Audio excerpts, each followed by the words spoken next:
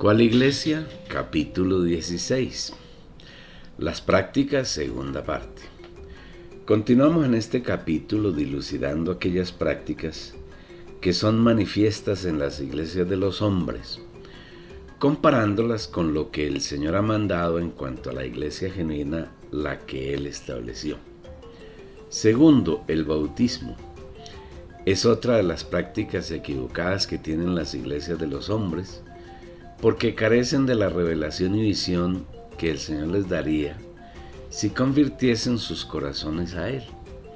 A esas iglesias lo que más les importa es la cantidad de personas que logren afiliar a su, comillas, club y atraparlas, bautizándolas en agua en una ceremonia especial. Aunque ya hemos hablado del bautismo, es necesario enfatizar del contenido profundo y celestial que lo envuelve. La palabra bautismo viene de la palabra griega ebaptisein y quiere decir sumergir, meter dentro de. El bautismo fue el último paso que el Señor dio en su redención y fue así como nos metió en Él, nos sumergió en su persona, se hizo nuestra habitación, nos llevó a morar en Él, nos hizo parte de su familia, miembros de su cuerpo, nos unió orgánicamente con Él. El bautismo del Espíritu Santo implica que nuestro hábitat ya no es esta tierra, sino el trono de Dios. El Señor nos trasladó a vivir en su gloria, y juntamente con Él nos resucitó, y asimismo nos hizo sentar en los lugares celestiales, en Cristo Jesús, Efesios 2, versículo 6. El bautismo es la realidad de que fuimos sacados de Egipto y cruzamos el Mar Rojo. Atrás quedó Satanás, representado por Faraón, con su sistema mundano tipificado por Egipto, y que ya nada tenemos que ver con ellos. Antes fuimos esclavos de Satanás y vivimos bajo su tiranía, pensando y haciendo todo lo que le agradaba. Y vosotros estabais muertos en vuestros delitos y pecados, en los cuales anduvisteis en otro tiempo, siguiendo la corriente de este mundo, conforme al príncipe de la potestad del aire, el espíritu que ahora opera en los hijos de desobediencia, entre los cuales también todos nosotros nos conducíamos en otro tiempo, en los deseos de nuestra carne, haciendo la voluntad de la carne y de los pensamientos, y éramos por naturaleza hijos de ira, lo mismo que los demás. Efesios 2, versículos 1 al 3. Pero cuando el Señor Jesús murió, llevó a la cruz al diablo junto con su obra, y los destruyó totalmente para librarnos de su tiranía. Ahora somos libres para vivir en el Señor, en su casa, en su familia, en su cuerpo. Jesús, antes de morir, orando dijo: Padre, en cuanto a los que me has dado, quiero que donde yo estoy, también ellos estén conmigo, para que vean mi gloria que me has dado, porque me has amado desde antes de la fundación del mundo. Juan capítulo 17, versículo 24. Hoy el Señor Jesús está sentado a la diestra de la majestad en las alturas, sentado en el trono del Padre, y nosotros estamos en y con Él. Cuando el pueblo de Israel llegó al desierto, debió avanzar hasta la tierra de Canaán, y en ese viaje gastarían 11 jornadas. Pero debido a que andaban en el hombre viejo, estaban llenos de incredulidad. La travesía duró 40 años, hasta que todos los que en ese momento eran mayores de 20 años murieron. Pasado ese tiempo, una nueva generación se dispuso a entrar en la buena tierra, y para lograrlo pasaron el río Jordán. El hombre viejo quedó en el desierto y sepultado en el río Jordán. Al otro lado está la buena tierra, que representa al Señor Jesús, el nuevo hombre. Nosotros, cuando fuimos bautizados, entramos en Cristo, y todas las cosas viejas quedaron atrás. De modo que si alguno está en Cristo, nueva creación es. Las cosas viejas pasaron, he aquí todas son hechas nuevas. 2 Corintios 5, versículo 17. Cuando el Señor entró en nosotros la noche de su resurrección, nos introdujo en el nuevo hombre, y en ese nuevo hombre Satanás no tiene nada que ver. Y os vistáis del nuevo hombre creado según Dios, en la justicia y santidad de la realidad. Efesios 4, versículo 24. Viviendo en nuestro espíritu ya no hay ninguna posibilidad de vivir en el viejo hombre, porque éste fue muerto en la cruz y enterrado en la tumba de Jesús. Allí se quedó, sabiendo esto, que nuestro viejo hombre fue crucificado juntamente con él, para que el cuerpo de pecado sea anulado, a fin de que no sirvamos más al pecado como esclavos. Romanos 6, versículo 6. Otro tipo de bautismo es el arca de Noé, cuando por el diluvio fue destruida toda la generación corrupta que había sobre la tierra en esos días, mientras que Noé y su familia fueron salvos de perecer con los incrédulos. De la misma manera, nosotros hemos sido introducidos en Cristo, y no vamos a perecer con la corrupta generación que hoy está en la tierra, sino que somos guardados en el Cristo para estar siempre en Él y con Él. Esta es la razón por la que el Espíritu Santo, a través de Pedro, habló el día de Pentecostés a los judíos que se habían reunido y fueron testigos del bautismo en el Espíritu de los discípulos del Señor. Pedro les dijo: arrepentíos y bautícese cada uno de vosotros en el nombre de Jesucristo para perdón de vuestros pecados, y recibiréis el don del Espíritu Santo. Porque para vosotros es la promesa, y para vuestros hijos, y para todos los que están lejos, para cuantos el Señor nuestro Dios llame así. Y con otras muchas palabras testificaba solemnemente y les exhortaba diciendo: sed salvos de esta perversa generación. Hechos 2, versículos 38 al 40. Estas son algunas de las realidades del bautismo en el Espíritu Santo que ocurren en el momento en que son llamados aquellos que el Señor escogió y predestinó antes de la fundación del mundo. Estas realidades no son visibles ni palpables para las personas que nos rodean.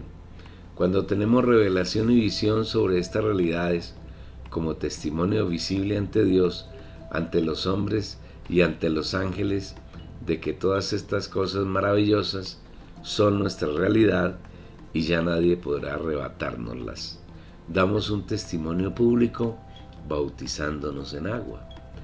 Lamentablemente estas cosas no son conocidas de las iglesias de los hombres, y lo que hacen los líderes es convencer a los oyentes, casi siempre personas que no han sido escogidas por el Señor, de que pertenezcan a su grupo, que no es más que un, comillas, club de buenas intenciones. Para ratificar la pertenencia al grupo, les pegan un chapuzón en agua en algún lugar diciendo que ese es el bautismo, y de esa manera llenan, comillas, sus iglesias de falsos creyentes y se burlan del deseo del Señor y así honran a Satanás. Los católicos y algunos grupos protestantes tienen esa práctica del bautismo más deformada, bautizando a los niños. Han inventado una doctrina mediante la cual afirman que si un niño muere sin ser bautizado, va a un lugar que llaman limbo, y que por causa de no haber sido bautizados nunca podrán entrar en el cielo, contrariando la palabra del Señor Jesús cuando dijo: dejad a los niños y no les impidáis que vengan a mí, porque de los tales es el reino de los cielos. Mateo 19, versículo 14. También contradicen la palabra hablada por el Espíritu a través de Pablo cuando afirma: porque el marido incrédulo es santificado por la mujer, y la mujer incrédula por el hermano, pues de otra manera vuestros hijos serían inmundos, mientras que ahora son santos. 1 Corintios 7, versículo 14. No obstante, el Señor mantiene el principio de que sean adultos o sean niños, serán salvos solamente si el Señor los ha escogido y predestinado desde la pasada eternidad. Marcos 16, versículo 16, es muy claro al afirmar que para ser bautizado es necesario creer. El que crea y sea bautizado será salvo, mas el que no crea será condenado. Un niño no tiene la capacidad de creer, de discernir qué es creer. Luego es absurdo bautizar a un infante. ¿Por qué lo hace el catolicismo? Los católicos bautizan a los niños para asegurar que durante su vida sean católicos. Es decir, que desde la infancia los condenan a pertenecer a esa religión diabólica.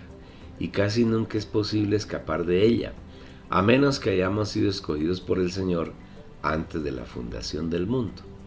Tercero, sedes. Un elemento vital en las iglesias de los hombres es la sede de la iglesia. La mayor preocupación de los líderes cristianos es obtener un lugar físico donde puedan reunir a sus seguidores, y esa sede es una mazmorra tiránica, porque la consideran como el único lugar donde pueden encontrarse con Dios, donde pueden alabarlo y donde pueden escucharlo, y resulta que el Señor no está en ninguno de los millones de lugares que han establecido los cristianos.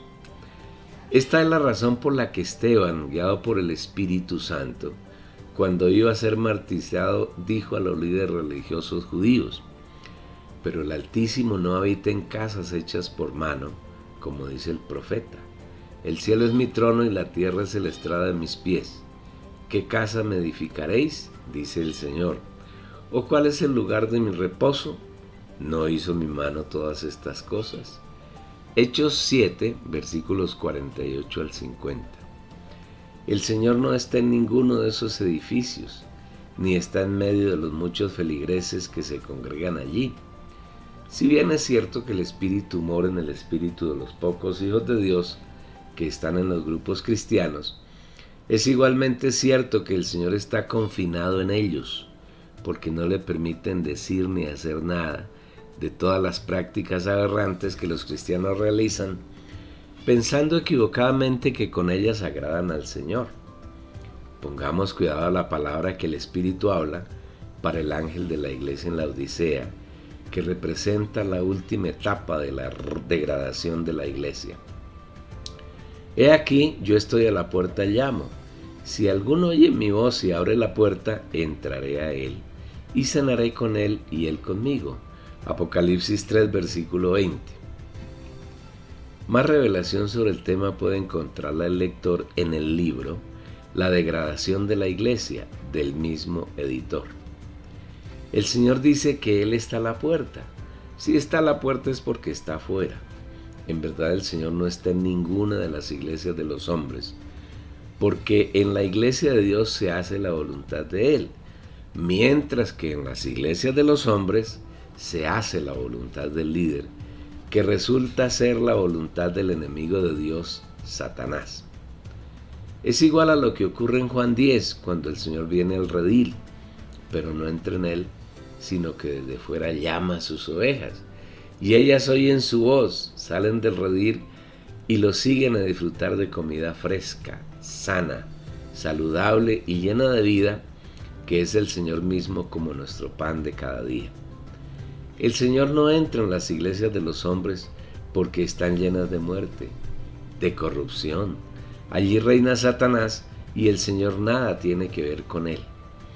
No hablaré ya mucho con vosotros, porque viene el príncipe de este mundo y él nada tiene en mí. Juan 14, versículo 30. Donde está Satanás no puede estar el Señor, y donde el Señor hace su voluntad, Satanás nada puede lograr. Es por eso por lo que el Señor dice que está a la puerta y llama a sus ovejas. Aquellos que oyen su voz y abren la puerta tendrán una permanente e íntima comunión con el Señor, y allí está la iglesia de Dios.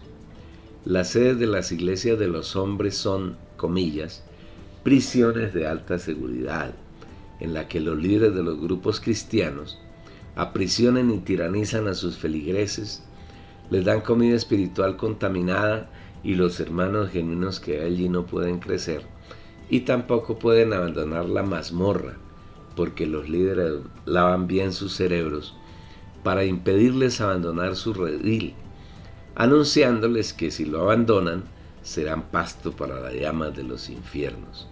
Es el alma más poderosa que Satanás usa para dominar a las personas, infundirles temor y un profundo complejo de culpa si llegan a abandonar, comillas, su iglesia. Yo pregunto a los líderes de las congregaciones cristianas, ¿dónde estaba la sede de la iglesia en Jerusalén? Seguramente me dirán que era el templo. Permítanme decirles que, aunque los apóstoles aprovecharon alguna parte del templo para anunciar a Jesús, y eso fue en pocas ocasiones, no quiere decir que esa era la sede de la iglesia. Simplemente porque allí se reunían muchos judíos, los hermanos aprovechaban para predicar al Señor, pero esa casa no era la sede de la iglesia en Jerusalén. Si eres juicioso en apreciar la Biblia, encontrarás que el Señor no tenía ninguna intención de que se le construyera un templo físico en la tierra, sino que eso fue una idea de David. Veamos lo que la Biblia nos cuenta al respecto.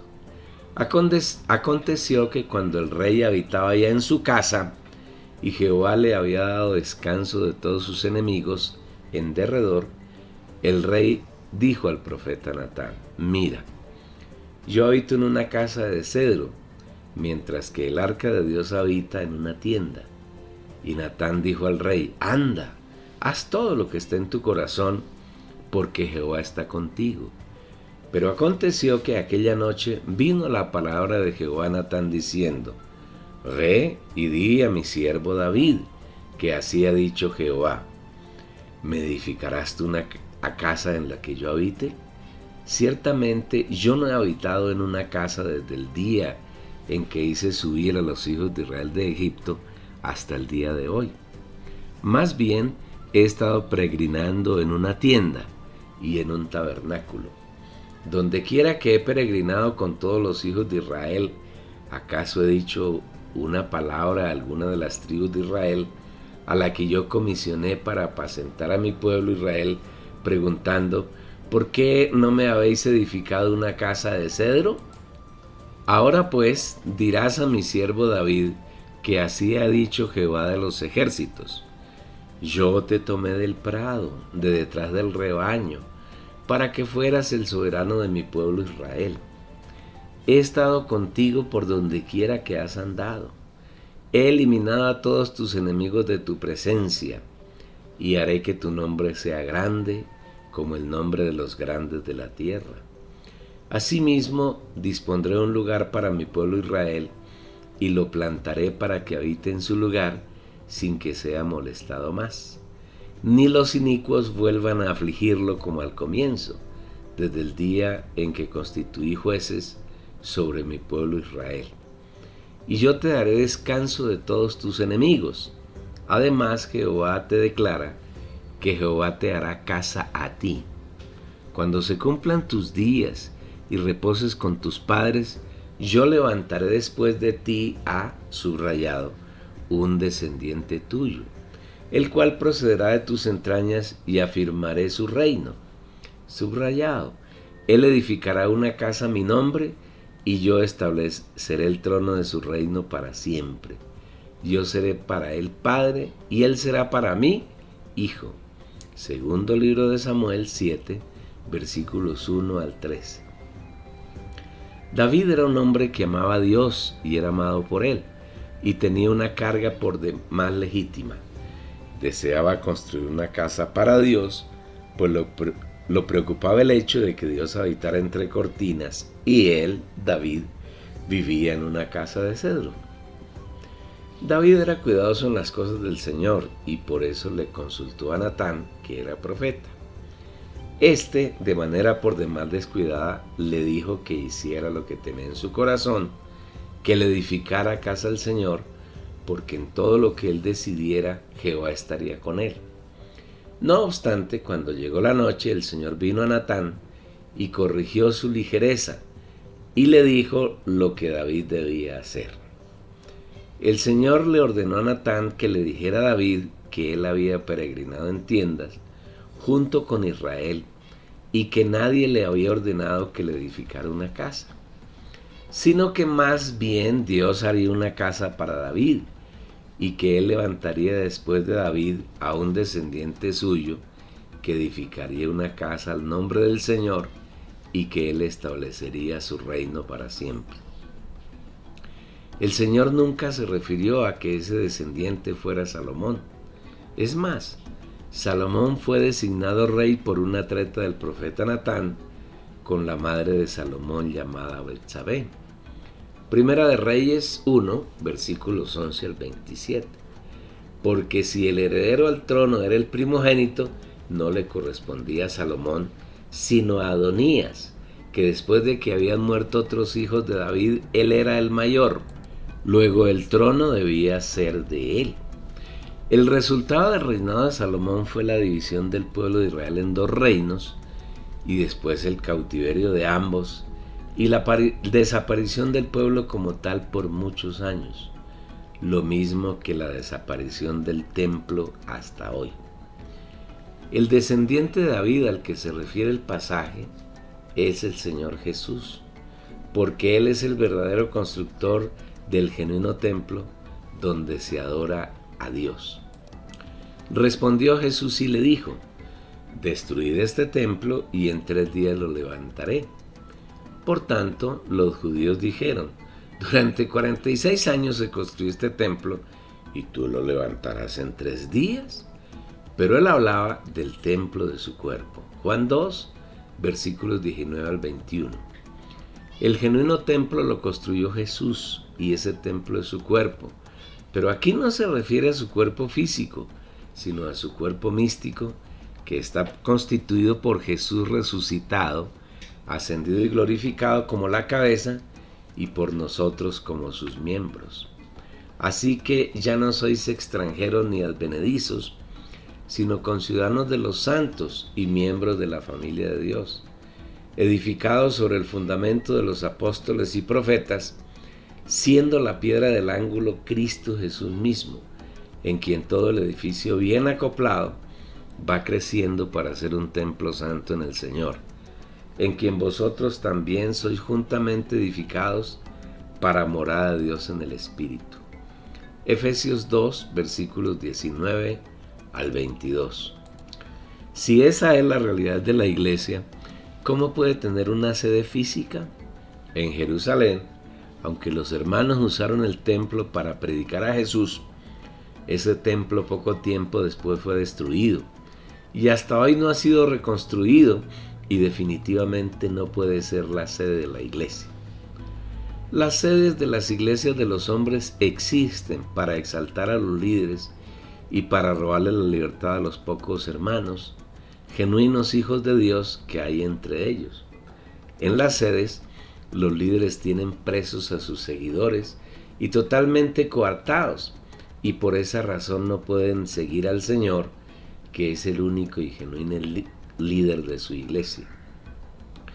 El Señor es muy sencillo cuando dice: porque estén 2 o más reunidos en mi nombre, allí estaré yo entre ellos. Mateo 18, versículo 20.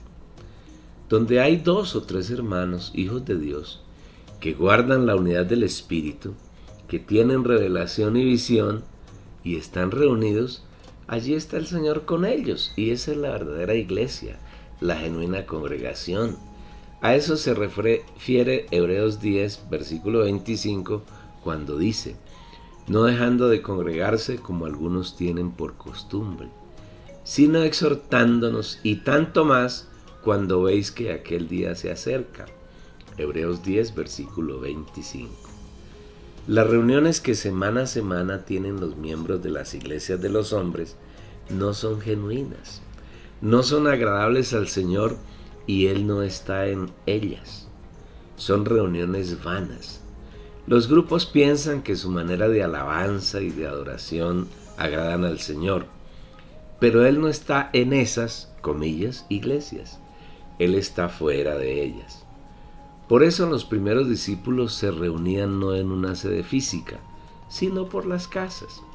Y en las casas partían el pan y comían juntos con alegría y sencillez de corazón, alabando a Dios y disfrutando la simpatía de todo el pueblo. y el Señor agregaba cada día a la iglesia los que iban siendo salvos. Hechos 2, versículos 46 y 47. Si fuera cierto que la voluntad de Dios exigía que la iglesia tuviese una sede física, preguntamos, ¿cuál sería la sede de la iglesia en Éfeso? ¿Sería quizá el templo de la diosa Diana o Artemisa, que era un ídolo pagano? No, de ninguna manera.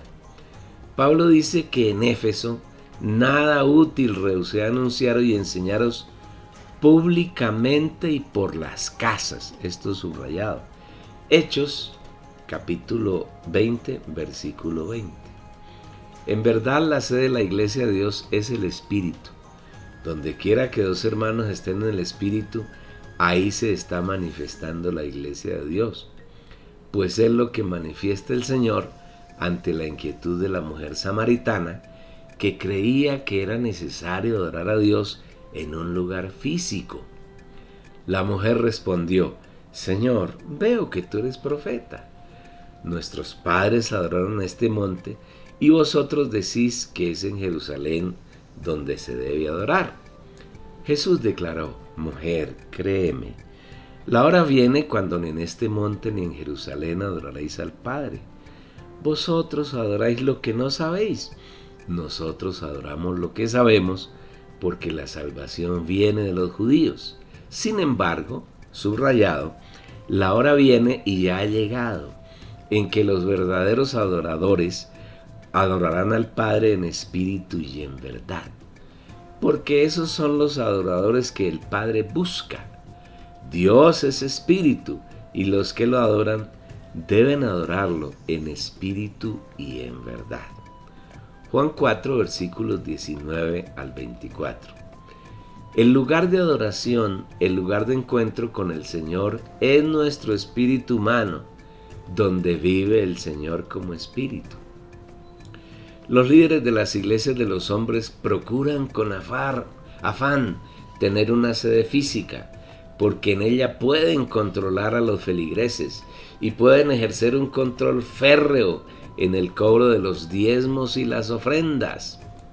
El Señor no participa de ese cúmulo de mentiras. Recuerda siempre y nunca lo olvides. Para que haya una reunión de la iglesia de Dios en la que Él se agrada, se necesitan solamente dos. Si hay más de dos, mucho mejor, pero el mínimo que Dios exige es dos. Porque donde están dos o tres congregados en mi nombre, allí estoy yo en medio de ellos. Mateo 18, versículo 20. Puede ser que dos o tres se pongan de acuerdo para reunirse, o puede ser un encuentro no planeado. El asunto es que si los dos o tres se reúnen en el nombre del Señor, es decir, en esa reunión el Señor es el centro, y la actividad sobresaliente es la de disfrutar las riquezas del Señor, ahí hay una genuina congregación. A ella es que se refiere el Señor en Hebreos cuando pide que no dejemos de congregarnos. No dejando de congregarnos como algunos tienen por costumbre, sino exhortándonos, y tanto más cuando veis que aquel día se acerca. Hebreos 10, versículo 25. Los cristianos que lean esta línea, y especialmente los líderes de los millones de iglesias, pondrán el grito en el cielo y recurrirán a la misma Biblia, usando muchos versículos para afirmar que ellos han sido puestos por el Señor para cuidar su grey. Mentira, Dios no ha puesto a nadie distinto al Señor Jesús. Él es quien cuida, edifica, pastorea y alimenta su iglesia. Nadie puede arrogarse esa facultad que el Señor se reservó para sí mismo. Para hacer realidad este hecho sublime, el Señor nos ha dado la unción, que es el mismo como el Espíritu, y mediante ella cuida, gobierna, edifica, alimenta y madura a su iglesia. Pero vosotros tenéis la unción del Santo, y todos vosotros tenéis conocimiento. Y en cuanto a vosotros, la unción que vosotros recibisteis de Él permanece en vosotros, y no tenéis necesidad de que nadie os enseñe. Pero como su unción os enseña todas las cosas, y es verdadera y no es mentira, así como ella os ha enseñado, permaneced en él. Y ahora, hijitos, permaneced en él, para que cuando él se manifieste, tengamos confianza, y en su venida no nos alejemos de él avergonzados. Primera de Juan 2, versículo 20 y versículos 27 y 28. Si no aprendes a seguir la unción que está dentro de ti, y prefieres seguir a hombres, cuando el Señor venga tendrás que llenarte de vergüenza y huir de él. No quiere decir lo afirmado hasta aquí que las reuniones de la iglesia puedan tener solamente 2 o 3 hermanos. No, una reunión puede contener decenas, centenas, miles y millones. Aún en una ciudad pueden reunirse en un solo lugar centenas. En ese caso será necesario usar una locación de las que, gracias al Señor, en las ciudades contemporáneas hay muchos lugares apropiados. Simplemente se alquilan y ya está. Pero es indispensable, como la Iglesia de Dios, salir y abandonar la tiranía y la mazmorra en que han convertido las sedes de las iglesias cristianas.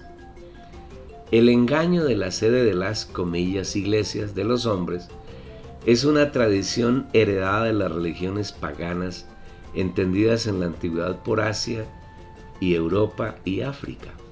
En cada ciudad, en cada pueblo de sus continentes, se erigían templos a los distintos dioses que las gentes adoraban, y para cada culto levantaban edificios por demás ostentosos donde congregaban a los seguidores de los dioses. Es notorio que en las grandes civilizaciones, los emperadores, reyes y conquistadores basaban su capacidad de éxito en el culto a diversos dioses, y había diferentes para cada actividad. Por ejemplo, los dioses de la guerra, que tenían diversos nombres según la civilización que fuese, y en cada culto había arúspices, léase sacerdotes, que consultaban el éxito o el fracaso de una campaña militar, sacrificando animales, especialmente aves, y observando las entrañas para predecir los temas que interesaban al emperador o al guerrero. En el último gran imperio, el romano, era tal la proliferación de dioses que en cada ciudad y población que estaba bajo la égida de ese imperio, los habitantes solicitaban al emperador que les construyese templos para cada uno de los dioses que adoraban. Y como Roma era un imperio muy tolerante en el tema religioso, complacía el deseo de los habitantes, y eso los mantenía contentos y fortalecía la fidelidad hacia su emperador. Cuando los cristianos lograron imponerse sobre el paganismo, Constantino se hizo con el poder romano en el siglo IV después de Cristo y dictó el edicto de tolerancia, mediante el cual legalizó el culto de los cristianos. Y más tarde, cuando el emperador Teodosio convirtió al cristianismo en la religión oficial del imperio, los templos dedicados a la idolatría fueron despojados y entregados a los cristianos. Desde ese entonces se fue apoderando de la, comillas, iglesia, la tradición de poseer una sede, tradición que ha llegado con una fuerza avasalladora hasta nuestros días. El catolicismo, en sus dos ramas, romana y ortodoxa oriental, ha sido el gran impulsor de esta infame tradición, y es así como los edificios más suntuosos en ciudades y poblaciones europeas y latinoamericanas pertenecen a las catedrales, basílicas e iglesias parroquiales del catolicismo. En esas ciudades y poblaciones y en cada uno de esos templos se adora una santa, una virgen o un beato. Todos son ídolos, que es declarado el patrono o patrona de la población, ciudad o país, y esa idolatría se ha convertido en una poderosa tradición cristiana. Por el lado protestante, aunque los feligreses no adoran ídolos en forma de estatua y estampas, sí tienen una profunda veneración por sus líderes y por sus lugares de reunión, a los cuales denominan, comillas, la iglesia. Los cristianos no han podido ver la actitud que tuvo el Señor Jesús frente al templo de los judíos, cuando vio que esa casa se había convertido en un comercio mundano y no era un lugar de adoración genuina a Dios.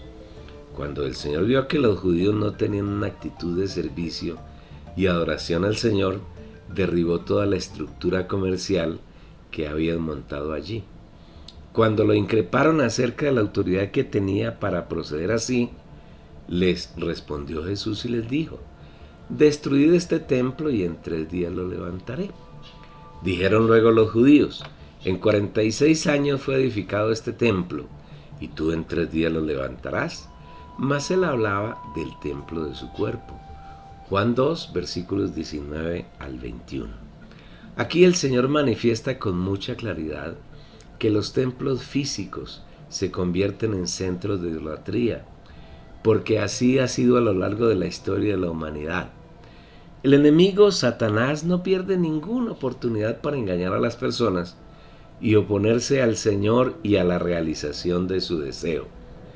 Hemos afirmado que los cristianos no han visto el poco valor que el Señor le dio al templo físico y mostró cuál es el verdadero templo cuando les dijo a los judíos que lo increpaban: destruid este templo y en 3 días lo levantaré.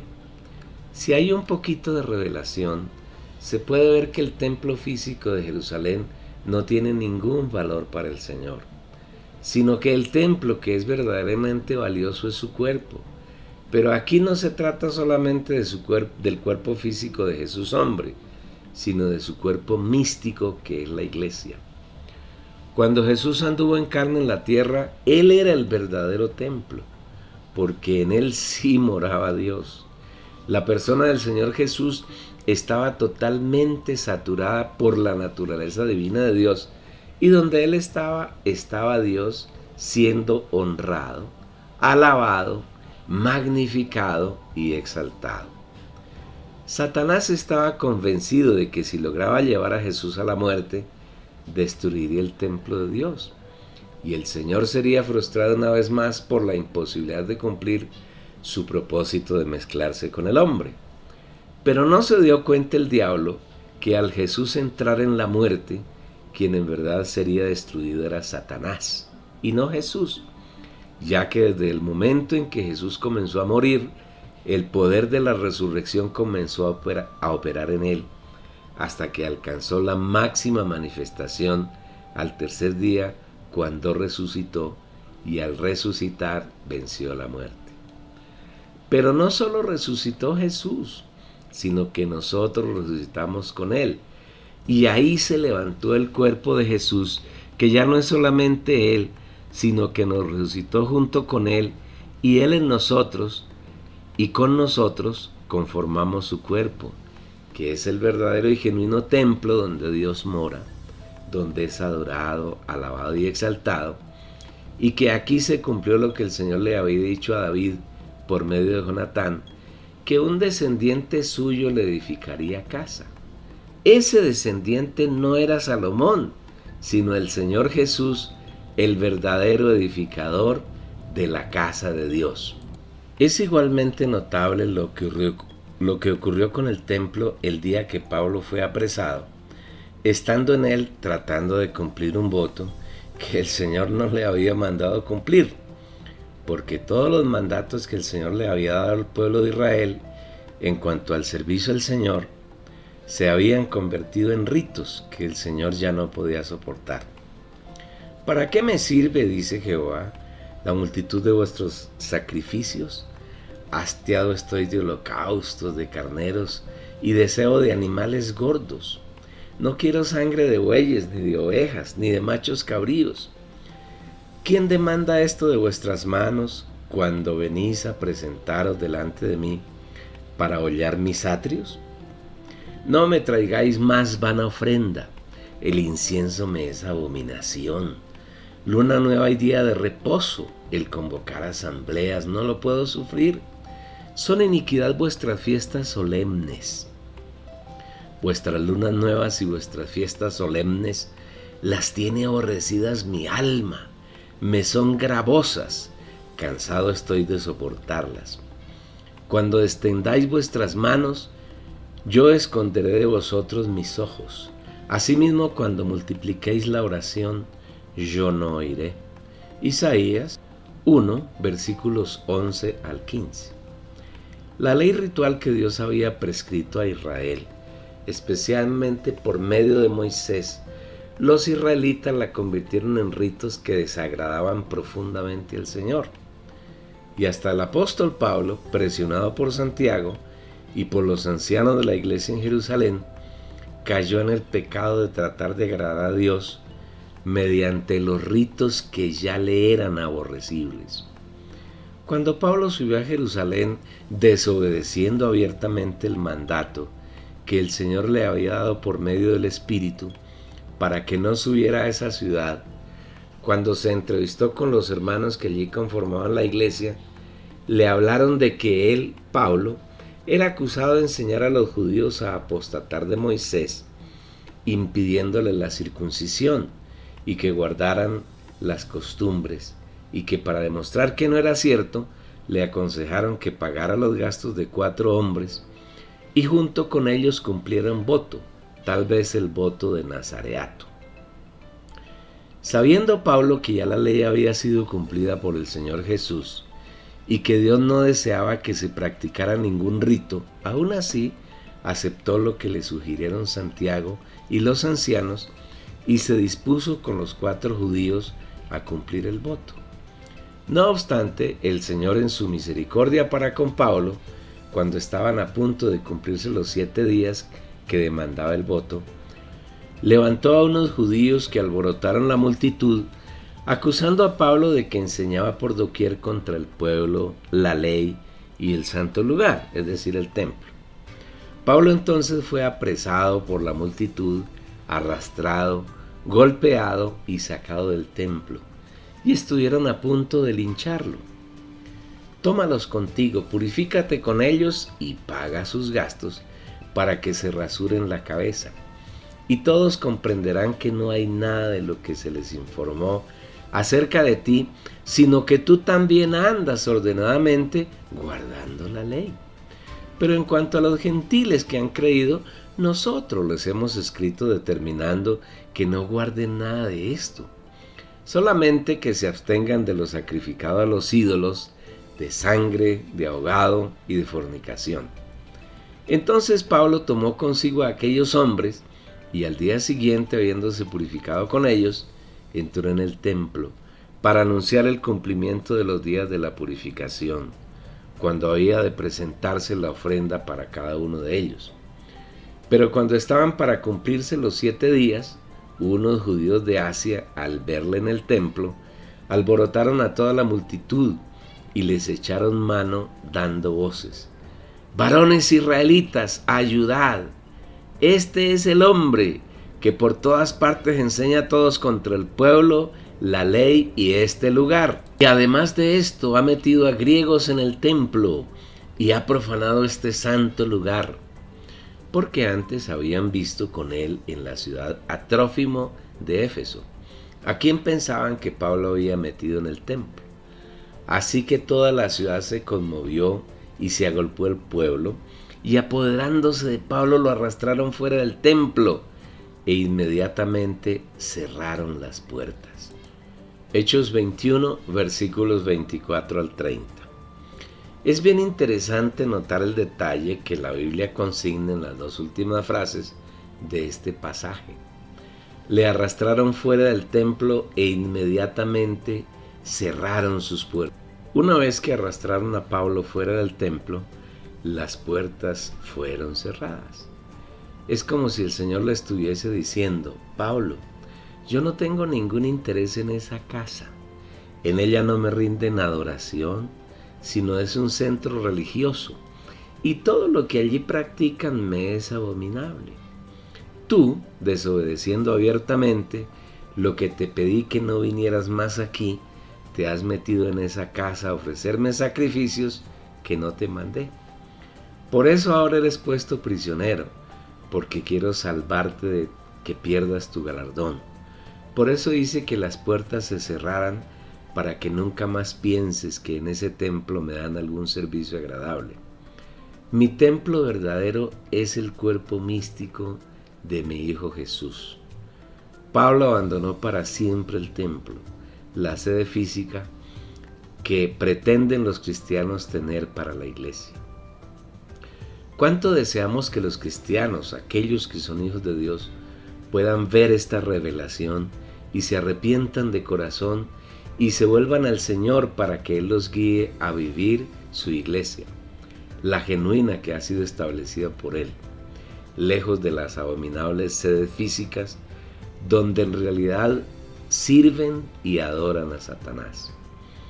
Otro detalle más acerca de los templos físicos que con tanto ahínco defienden los cristianos está en Apocalipsis, cuando Juan ve muchos detalles de la Nueva Jerusalén, tales como el muro, los cimientos del muro, el río que sale del trono de Dios y del Cordero, la calle de oro, los materiales que hacen parte de la ciudad, y entre ellos nos muestra uno que nos parece bien diciente: y no vi en ella templo, porque, subrayado, el Señor Dios Todopoderoso es el templo de ella y el Cordero.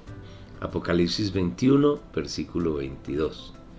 En el corazón de Dios y en su deseo eterno y su voluntad, el templo siempre ha sido el mismo, y después de la redención es el Cordero, que es la unión de Dios con el hombre redimido. Definitivamente el templo físico, la sede física para la iglesia, es un invento y un engaño de Satanás. Esperamos que los lectores de este libro puedan alcanzar esta revelación y seguir al Señor y sus mandatos y no las mentiras que el diablo propaga a diario a través de los hombres religiosos. Delicioso, ¿verdad? Qué rico que otros puedan disfrutar. Envíales la dirección de la página. Sé un colaborador de Dios, labora con Él para que muchos puedan ganar esta revelación y esta visión.